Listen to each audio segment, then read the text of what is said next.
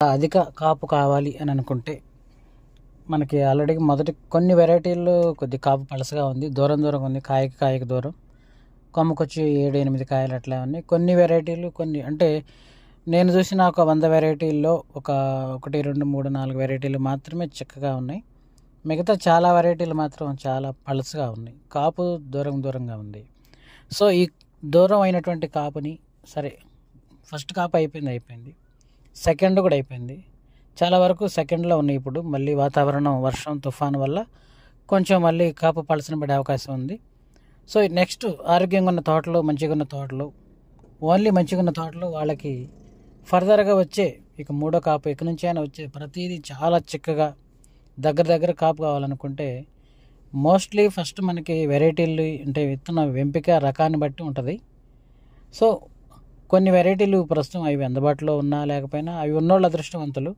Maybe లేని వాళ్ళు ఇప్పుడు ఏం చేయాలంటే ఎక్కువగా కాపు బాగా దగ్గర రావాలంటే వాతావరణం అనుకూలించాలి. దానికి తోడు మనం కష్టపడి పూత తెప్పించుకున్నా సరే నిలబట్టలేదు. సో ఈ తుఫాన్తో ఈ వాతావరణం పోతుంది. నెక్స్ట్ మనకి ఇక కొంచెం ఎండలు కాస్తాయి కాబట్టి దానికి సంబంధించి ఎక్కువగా విరివిగా బాగా వాడాలండి అమినో యాసిడ్స్, ఫలివిక్ యాసిడ్స్. అలాగే ఈ రెండు ఎక్కువగా ఉన్నటువంటి మనకి 2 సమానంగా 7% ఉన్నదేమో గ్రోమర్ ఫ్యాంటాక్యులస్, ఇది మరియు ఇసాబియన్ కూడా కలిపి వాడండి. అందులో కూడా 65% ఉంటుంది అమినో యాసిడ్, అది చాలా ప్యూరెస్ట్ అమినో యాసిడ్. ఈ 2 ఎకరానికి మీరు 2 సార్లు స్ప్రేలో వాడాలి.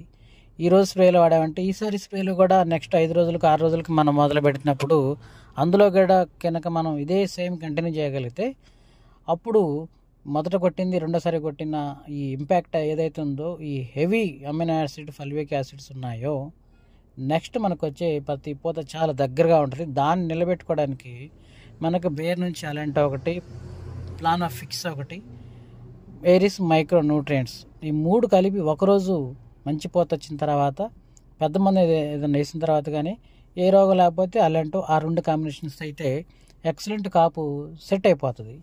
సో ఈ ఒక్కసారి మీరు ప్రయత్నం చేయండి. ఈ కాంబినేషను, ఈ షెడ్యూలు తప్పకుండా మంచి రిజల్టే ఉంటుంది. మీరు అనుకున్న దానికన్నా మరింత బాగుంటుంది ఈ కాంబినేషను. సో ఇలా అధిక పూత రావాలనుకుంటే మాత్రం ఇట్లా ప్లాన్ చేయమని కోరుకుంటున్నాను. మధ్యలో అంటే 2 సార్లు వాడండి. మధ్యలో ఏదైనా పెద్ద మంది వేసుకున్నా సరే కుదిరితే దానితో పాటు కూడా మీరు వేయండి.